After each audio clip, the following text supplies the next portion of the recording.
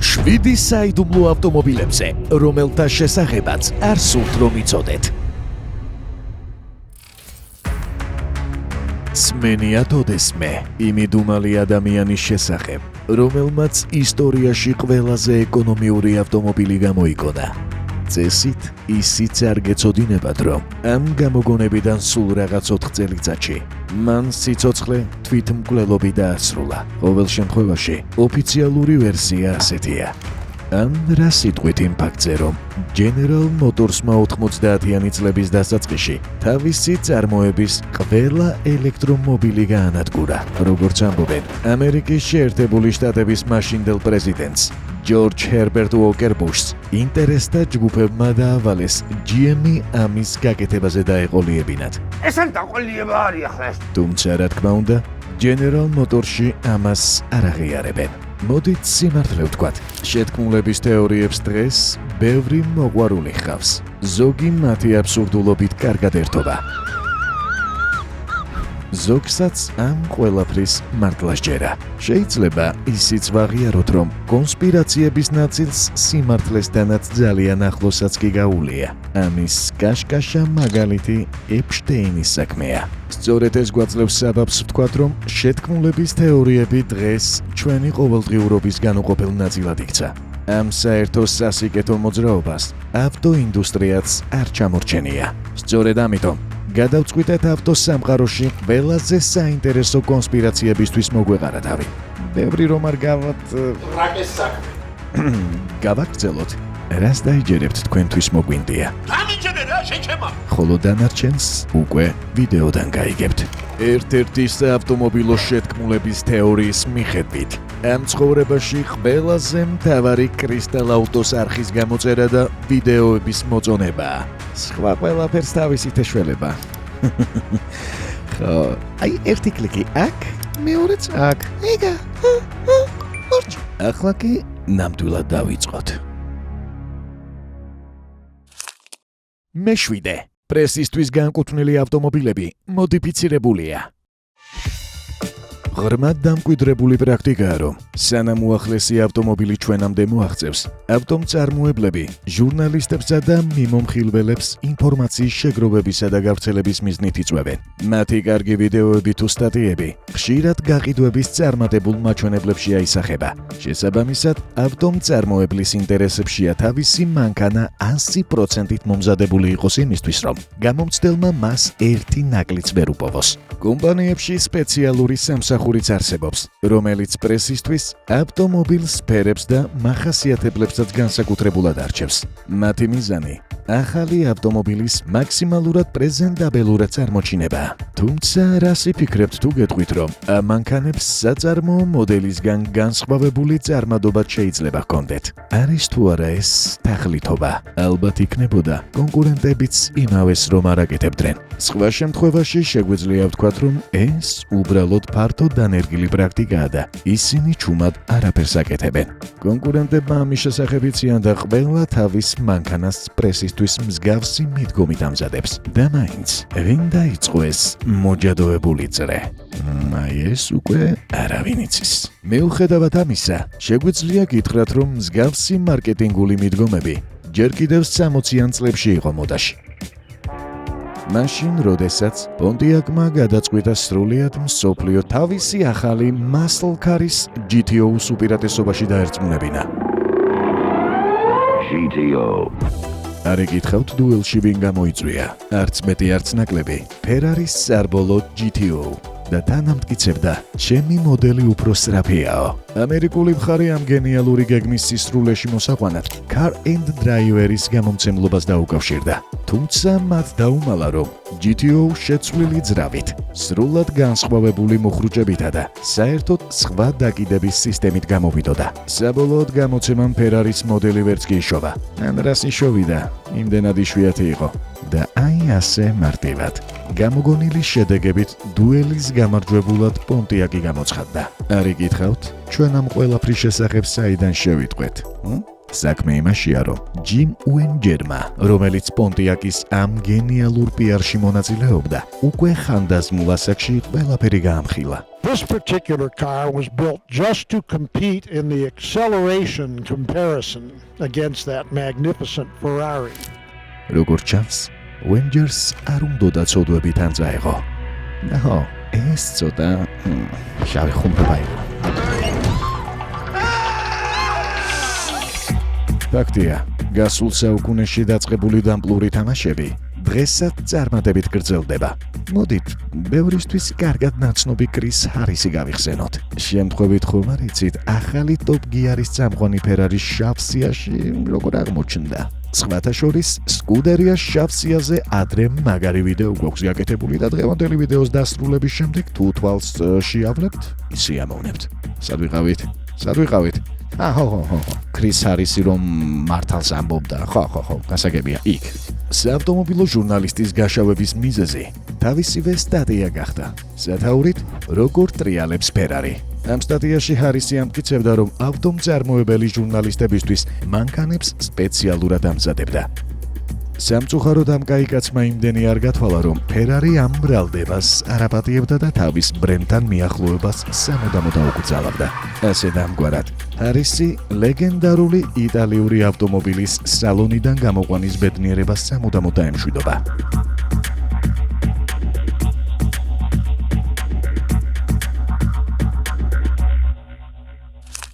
მეექვსე. ბოქსტერის შესაძლებლობებს პორშე ზღუდავს, რათა 911 არ დაჩრდილოს.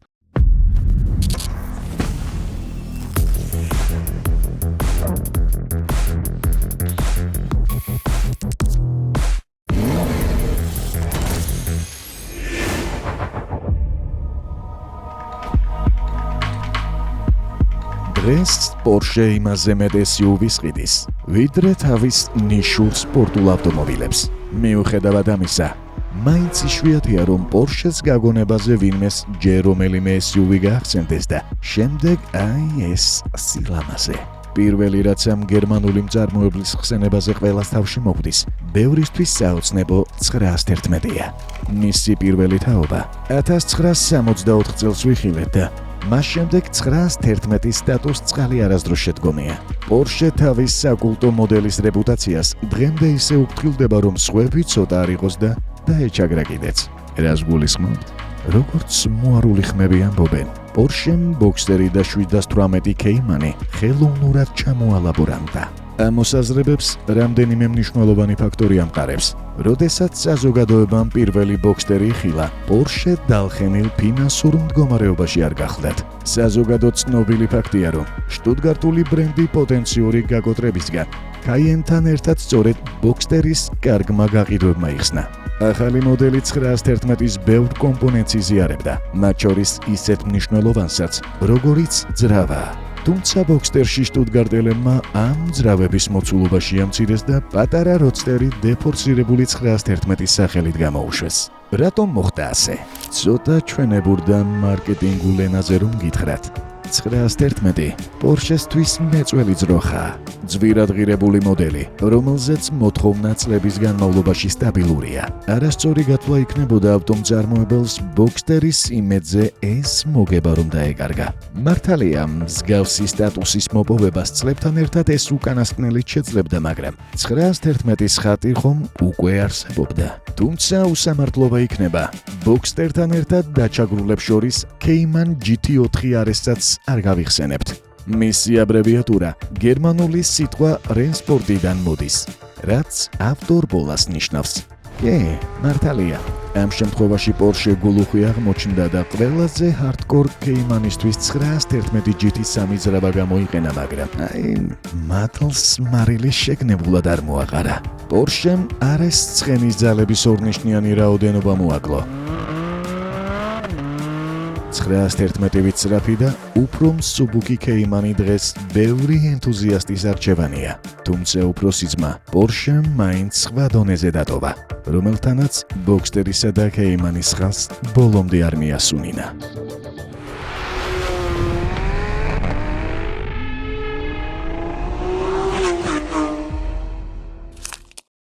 მეხუთე ადგილი. მასკმა Cybertruck-ის ფანჯარა განზრახ ჩაამსხვრია.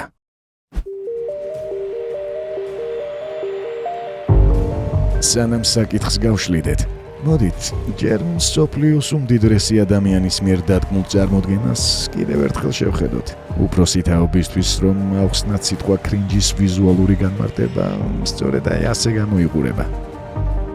ჩვენი გენიოსი ლითონივით ამტკიცებდა, რომ საიბერშტერობის შუშები დარტყმებისადმი იმედეგი იყო. ოფიციალურ ჩვენებაზე კი ყველაფერი საპირისპიროზე მიუთითებდა. Oh my god. მაგრამ რაში სჭირდებოდა მასკს თავისი ახლად გამოშვებული საიბერწვეტის ფანჯრები თავადვე ყველას თვალწინ სამარცხვინოდ რომ ჩაემსხვრია? პასუხს ამ კითხვაშივე მიაგნებთ. Not bad. მოდელი ახალი გამოშვებული იყო, ხოლო მომხმარებელთა არმია და პრესა იქვე იყო თავმოყრილი. და უფასო პიარი და მომდევნო 2 კვირის განმავლობაში მთავარ თემად ქცევა ცუდი რატომა? ახლა შესაძლოა თქვათ, რომ ანტიპიარიაო, მაგრამ ანტიპიარი ზოგჯერ უფრო შედეგიანიც გია. მართალია, საიბერმახინჯის გაშვება უკვე მასშტაბური ამბავი იყო, თუმცა მასკს დრამები ხომ ასე ძალიან უყვარს. ყველაფრის და მეოხედავად, ნამდვილად ვერ იტყვით, რომ ილონს არაფერი დაეჯერება. ან უბერავს. ბოლოს და ბოლოს კაცი მსოფლიოს პირველი ტრილიონერი სტატუსისკენ ელვის ისრაფით მიდის. აქვე გეტყვით, რომ ამ ერთი მარტივი მანევრით მასკმა დაახლოებით 500 მილიონი ამერიკული დოლარი დაწოგა. ეს სწორედ ის თანხაა, რომელიც ელექტრომობილების მწარმოებელს პიარზე უნდა დაეხარჯა. ტესლას კი ტრადიციული რეკლამები ნამდვილად არ უყვარს. აი მაგალითად, გაიხსენეთ, გაუყიდავს საიბერ შეცდომებს უკან შუშის დაკაფსულით მოდელ Y რომ მოაბადა, შტატები შემოატარა. ამ მარკეტინგული ხრიგით ტესლას მკვეთრი წითელი ფერის მანქანა ქუჩებში არავის გამობარვია. საიბერ ფიასკოს ფანჯრის ინციდენტის შემდეგ ტესლას გუნდმა ცოტა თავიც იმართლა. ამერიკული კომპანია ამბობდა, რომ ელექტროპიკაპის შუშა რეპეტიციებისას ნელ-ნელა დაზიანდა და მაინც და მაინც ოფიციალურ გახსნაზე გატყდა. Oh man, it didn't go through. მაგრამ ამათი მოსაწყვეტელისა და არა, ჩვენო გამომწერებო. ფრანგმა აკადემიკოსებმა დაადგინეს, რომ იმ ადამიანების IQ, რომლებსაც კრისტალ აუტოს არხი აქვთ გამოწერილი, აინშტაინის IQ-ზე ბევრად მაღალია. გამოიწერე ჩვენი არხი, გააოცე ყველა. მეოთხე, ავტომობილები ისეა შექმნილი, რომ მარტივად გაფუჭდნენ. არსებობს ერთი ბიზნეს სტრატეგია, რომელიც გეგმიური წვეთის სახელითაა ცნობილი. ეუბედურებაა ეს. მარტივად რომ აგიხსნათ, პროდუქტი სპეციალურადაა შექმნილი ისე, რომ გარანტიის გასვლის შემდეგ გაფუჭდეს. კონსიუმერულ საზოგადოებას კი სხვა გზა არ რჩება. შეკეთების მცდელობებსა და დამატებით პრობლემებს ახლის ყიდვა ურჩევნია. ასე რომ თუ ოდესმე გიფიქრიათ, რომ თანამედროვე ავტომობილების სწრაფად ფუჭდება და შემდეგ 90-იანების ტანკივით გამძლე მოდელების ნოსტალგია სტუმრად გეწვიათ, რა იცით, იქნებ ჭეშმარიტებასთან გაქვთ საქმე. გახსოვთ, ადრე ძრავის ნაწილები მეტალისგან რომ მზადდებოდა. ლოგიკურიცაა, მსგავს კომპონენტებზე ძალიან დიდი დატვირთვა მოდის და შესაბამისად გამძლეც უნდა იყოს. ახლა კი რა მივიღეთ? პლასტმასი, ძრავის ხუფი, თერმოსტატის კორპუსები, შემშვები კოლექტორი, სარკმლის თავაკები, წყლის ტუმბოები. ეს ყველაფერი კი მაღალი ხარისხის პლასტმასია, მაგრამ მაინც პლასტმასია. ყველაფერი ისეა გათვლილი, რომ ჩვენმა ახალმა სისინა ავტომობილმა ზუსტად 100,000 კილომეტრის შემდეგ მოინდომოს გაფუჭება. საინტერესოა, როგორ ახერხებენ ავტომწარმოებლები ამ კილომეტრაჟის ასეთი სიზუსტით გათვლას. ეს ხომ 21 საუკუნეა, ეშმაკისეული ტექნოლოგიებისა და კომპიუტერული სიმულაციების ეპოქა. შედეგად ავტომწარმოებლებს თითქმის ნულოვანი ცდომილებით შეუძლიათ დათვალონ, რა დონის დატვირთვას გაუძლებს კონკრეტული ნაწილი და სული როდის ამოხდება მას. ასე მწარმოებლები ნაწილებს ყიდიან, რაც მათ დამატებით შემოსავალს უჩენს. თუმცა ამ გარემოებამ ბაზარზე ეგრეთ წოდებული aftermarket ნაწილებზე მოთხოვნა გააჩინა. ის, რაც პლასმასისგან არის ქარხნულად დამზადებული, Jumper Motors-ი მას მეტალისგან ან სხვა გაუმჯობესებული მასალისგან ამზადებს. ჩვენაირ ქვეყანაში კი, სადაც ახალი მანქანის ფინანსები ბედის უკუღმართობამ უმრავლესობას არ გვარგუნა. შენ მაგოდანა ფული გააქვს? სად არის ფული? ასეთ ნაწილებს ღვიტულობთ. მანქანას ციცოცხლეს ვუხანგრძლივებთ და ჩვენს ბედნიერი ვაგრძელებთ ცხოვრებას. ეს ყველაფერი კი იმიტომ, რომ ქარხანამ თავის დროზე წვეთა გეგმაზე გათვალა. ფუ, ჩემი დებილი დედაო.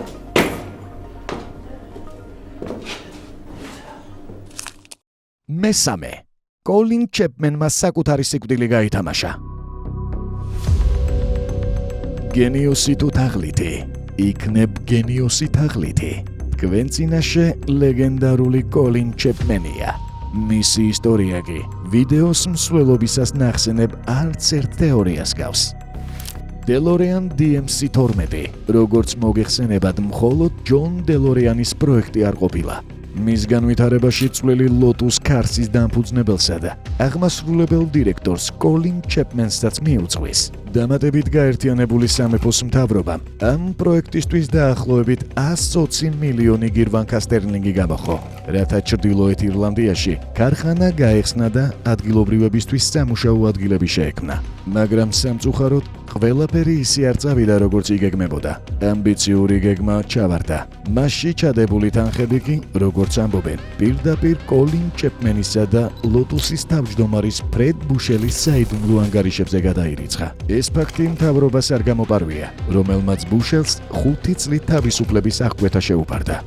კოლინს, რომელიც მაშინ 54 წლის იყო, დაახლოებით 10 წლიანი პატიმრობა ემუქრებოდა. 2 კვირით ადრე გულის შეტევით რომ არ მომკვდარიყო, მაგრამ ხომ შეიძლება სადმე გაიქცა. მაგალითად ბრაზილიაში, სადაც სახელი შეიცვალა. მოპარული ფულით 1-2 პლასტიკური ოპერაციაც გაიგეთა და შვიდად ფუფუნებაში ცხოვრება განაგრძო. არა, ჩვენ გულის შეტევით გარდაცვალების ალბათობას ნამდვილად არ გამოვრიცხავთ, მაგრამ ასე მოულოდნელად და გეგმიური წვეთით, თან თითქმის გარანტირებულ დაპატიმრებამდე 2 კვირით ადრე. იქნებ დამთხოვები მართლა არსებობს. ეს გაიგე. უბრალოდ ეს შემთხვევა ძალიან საეჭვოა. არა, ეს ყველაფერი არ არის. სიკვდილამდე, რამდენიმე კვირით ადრე, ჩეპმენმა პილოტის ლიცენზიაც განაახლა და სიცოცხლის დაზღვევაც გააფორმა, რის შედეგადაც მისი ქვრივი ფინანსურად უზრუნველყოფილი დარჩა. რაც შეეხება დაკრძალვას, ყველაფერი ისე მიაფუჭეჭეს, რომ ცერემონიალს ფაქტობრივად არავინ დასწრებია. ხოლო როდესაც მისმა მეგობრებმა და კოლეგებმა დაკრძალვის თარიღი იკითხეს განსვენებულისთვის პატივის მისაგებად, უთხრეს უკვე დასრულებულიაო. მეცაც გეტყვით, არც ბრაზილია მოგვიტანია ჰაერზე.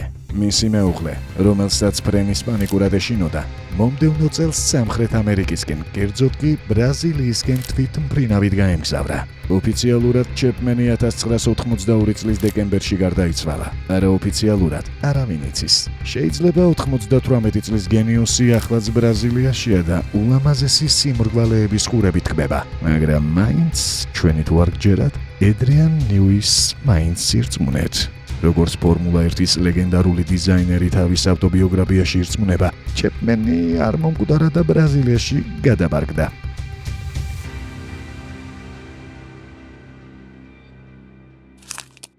მეორე, დიდმა ნავთობმა ივი-1 მოკლა.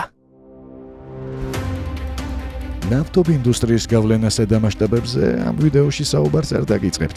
შექმნილ კრიზისსა და საწვავის გაზრდილ ფასებზე ისედაც გული გვიწუხდება. მიუხედავად ამისა, შესაძლოა კვლავ შიგაწვის ძრავის გულმხურვალე მხარდამჭერი რჩებით. პარალელურად ელექტრომობილების რაოდენობა რომ მკვეთრად იზრდება, ისიც უნდა ვაღიაროთ. ეს პროცესი კი შესაძლოა უფრო წინ ყოფილიყო, რომ არა General Motors-ის შეწყვეტილი პროექტი. თუ აქამდე არ იცოდით, გეტყვით, რომ ამ კონცეფციას ავტომწარმოებელი ჯერ კიდევ 90-იან წლებში ავითარებდა. საბოლოოდ GM-მა თავის GM EV1-ზე უარი თქვა და გადაწყვეტილება ძალიან მისაღები მიზეზითაც ახსნა. კომპანიამ თქვა, რომ ტექნოლოგია გასაშვებად მზად არ იყო და თან ძალიან ძვირიც ჯდებოდა. ეს ოფიციალური ვერსიაა, მაგრამ არიან ისეთები, რომელთაც ამის არ სჯერათ და ჭრდილში უხილავ მმართველ ძალებს ადებენ ხელს. სხვათა შორის ამ თემასთან დაკავშირებით 2006 წელს გადაღებული დოკუმენტური ფილმიც არსებობს. ვინ მოკლა ელექტრომანქანა? ფილმის გადამღებმა გუნდმა სიმართლის დასადგენად EV1-ის ყოფილი მომხმარებლები გამოკითხა. ტექნიკურად ისინი რეალური მფლობელები არ ყოფილან.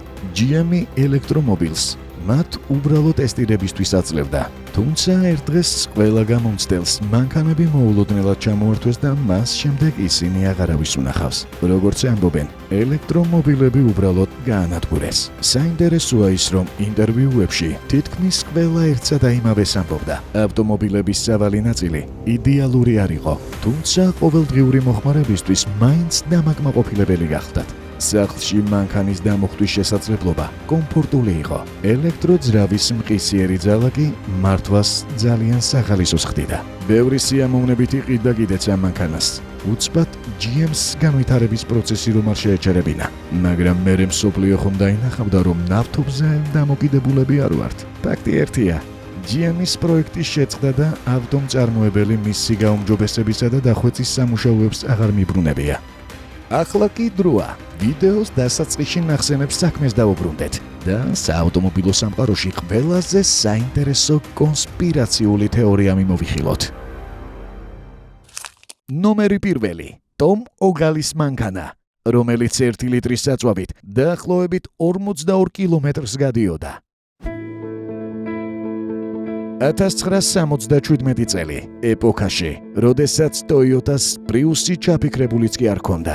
ახალგაზრდა ამერიკელმა გამომგონებელმა სახელად ტომ ოგალიმ Ford Galaxy-ში საწვავის რევოლუციური სისტემა დააყენა. ჩვენ 1 ან 2 ლიტრის ეკონომიაზე არ გესაუბრებით. დაახლოებით 1800 კილოგრამიანი ავტომობილი 7 ლიტრიანი მონსტრით 1 გალონი ბენზინით 10 მილს გადიოდა. ხოლო ოგალის გამოგონება სვლის მარაგს 100 მილამდე ზრდიდა. ჩვენ სენაზე რომ გითხრათ, თუ ჩვეულებრივი ავტომობილი 4 კილომეტრზე 1 litrს გიწვავთ, ახლა გაუჩერებლად დაახლოებით 43 კილომეტრს გაგატარებდათ.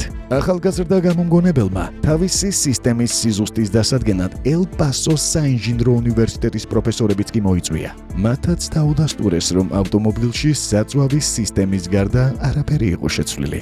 მათ შორის არც ძრავაში და ვერც გადამალულ ავზებს მიაგნეს. ტესტირებისთვის ავტომობილში ელ პასო ტაიმსის ჟურნალისტები ჩასხდნენ, რომელთაც სულ რაღაც 7 ლიტრის საწვავით 322 კილომეტრი დაფარეს. ეს შედეგები თანამედროვეობისთვისაც წარმოუდგენლად ეკონომიურია. თუ გავითვალისწინებთ, რომ საწვავის რეკორდის მფლობელი უახლესი პრიუსი 100 კილომეტრზე საშუალოდ 2.5 ლიტრს საწვავს მოიხმარს. მალევე ოგლიმ თავისი გამოგონებისთვის საპატენტო უფლებები მოიპოვა და ტექნოლოგიის განსავითარებლად AFS Incorporated-თან შეთანხმებაც გააფორმა.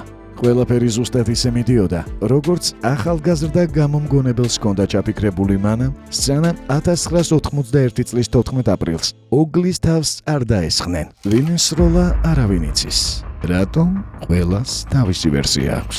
ოგალი მუცელში მიყენებულ ცეცხლსასროლ ჭრილობას გადაურჩა, თუმცა დაახლოებით 4 თვის შემდეგ კიდევ ერთი ტრაგედია მოხდა. ოფიციალური ვერსიით, ის ტკივილ გამაყუჩებლებისა და ალკოჰოლის ზედოზირებით გარდაიცვალა. სამედიცინო ექსპერტიზამ მომხდარი თვითმკვლელობა შეაფასა. ოგალის გარდაცვალების შემდეგ კი მისი გამოგონება არაპრაქტიკულად და საზოგადოებისთვის საფრთხის შემცველად გამოცხადდა. სწორედ აქ დასრულდა ეს ისტორია. ამბობენ, რომ GM-ის პირველი ელექტრომობილის მსგავსად ოგალიც ნავთობ კომპანიებმა გააქრისო. იმასაც ამბობენ, მისი გამოგონება დიდად არც ავტომწარმოებლებს აწყობდა და ახალგაზრდა ინჟინერიც თავიდან მოიშორესო. ფაქტია, მისი იდუმალებით მოცული სიკვდილი კვლავ ავტოინდუსტრიის ერთ-ერთი საინტერესო კონსპირაციული თეორიაა და ალბათ ბოლომდე ასე დარჩება. ჩვენი ვიდეო კი დასასრულს ასე მისტიკურად მიუახლოვდა. საბოლოოდ კი ისმის მთავარი კითხვა: სად გადის ზღვარი რაციონალურ ეჭვსა და აბსურდულ შეთქმულების თეორიებს შორის? არის თუ არა ეს ისტორიები მხოლოდ შემთხვევითობების ერთობლიობა? თუ მართლაც ისეთ სამყაროში ვცხოვრობთ, სადაც სიმართლე ბევრად უფრო დაუჯერებელია ვიდრე ნებისმიერი ფანტასტიკა? ამაზე პასუხი და თქვენი აზრები კომენტარებში დააფიქსირეთ. მედით.